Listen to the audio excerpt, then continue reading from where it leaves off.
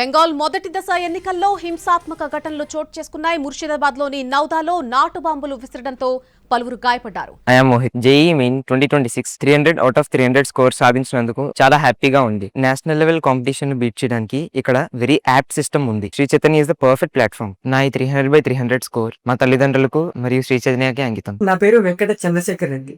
నాకు 300కి 300 రావడానికి గల ప్రధాన కారణం శ్రీ చైతన్యలో ఉన్న ఎక్స్పర్ట్ ఫ్యాకల్టీ, అలాగే మన conceptual teaching, doubt clarification sessions నాకు చాలా బాగా ఉపయోగపడ్డాయి.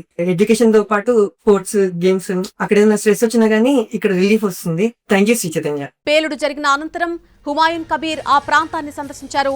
ఆయన రావడంతో ఒక్కసారిగా టీఎంసీ కార్యకర్తలకు పోలీసులకు మధ్య ఘర్షణ దారితీసింది. గుంపుని చెదరగొట్టడానికి పోలీసులు స్వల్ప లాఠీచార్జ్ చేశారు.